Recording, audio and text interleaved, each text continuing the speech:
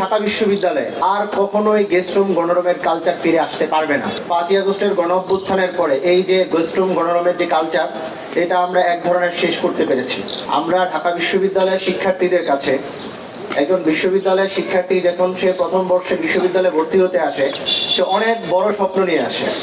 সে দেশের প্রধান বিশ্ববিদ্যালয়ে আসে পড়াশোনা করতে, কিন্তু বিশ্ববিদ্যালয়ের যে রাজনৈতিক কালচার, গেস্ট রুম গণরুম কালচার, তার বড় স্বপ্নকে তো নষ্ট করেই তার মৌলিক মানবাধিকার পর্যন্ত নষ্ট করে। তার মৌলিক মানবিক যে অধিকার, থাকার জায়গা, আবাসন, সেটাকে বিপদে ফেলে একদল তাদের রাজনৈতিক পুঁজি সেটা লুটে নেয়। 5ই আগস্টের গণ অভ্যুত্থানের পরে এই যে গেস্ট রুম গণরুমের যে কালচার, এটা আমরা এক ধরনের শেষ করতে পেরেছি।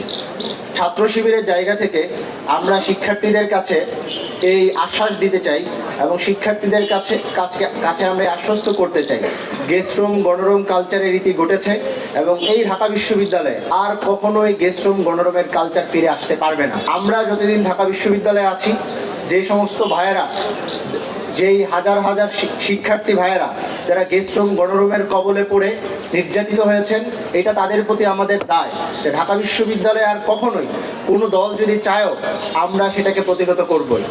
আমরা ছাত্র শিবিরের জায়গা থেকে পুরানো যে রাজনীতি, সেই রাজনীতির সংজ্ঞাকেই পাল্টে দিতে চাই। ছাত্র রাজনীতি মানে হল দখল করা না, ছাত্র রাজনীতি মানে গেস্ট রুম গণরুম দখল করা না। দুনিয়াতে দখল করার অনেক জিনিস আছে ভাই, তুমি হল দখল করবা কেন? আমার কাছে যদি আমার একজন জনশক্তি আছে, আমার কাছে যদি আমার অন্য কোনো দলের ভাইও আছে, আমি তাকে স্বপ্ন দেখাবো, ভাই তুমি বিশ্ববিদ্যালয়ে তোমার ডিপার্টমেন্টে প্রথম হও, তুমি ওই স্কলারশিপটা ধরো, তুমি ওই কারিকুলার অ্যাক্টিভিটিস করো। আমি তো তার কাছে হল দখল করার মন্ত্র দিতে পারি না। এটা তো আমি বিশ্ববিদ্যালয়ের শিক্ষার্থী হিসেবে এটা তো আমার জন্য সেইমের ব্যাপার। ফলে এইটা ছাত্র শিবিরের জায়গা থেকে আমরা শিক্ষার্থীদের কাছে প্রতিজ্ঞাবদ্ধ, আমরা আগামী দিনে যে নতুন ধরনের রাজনীতি ছাত্র শিবির করছে, অন্যান্য ছাত্র রাজনৈতিক দলকে এটার থেকে শিক্ষা গ্রহণ করার জায়গা আছে।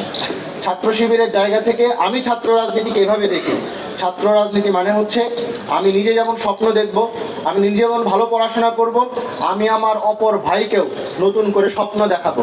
কারো স্বপ্ন ছিনিয়ে নেওয়া, কারো আবাসন ছিনিয়ে নেওয়া, কারো দৈহিক মানবাধিকার নষ্ট করার অধিকার কারো নাই।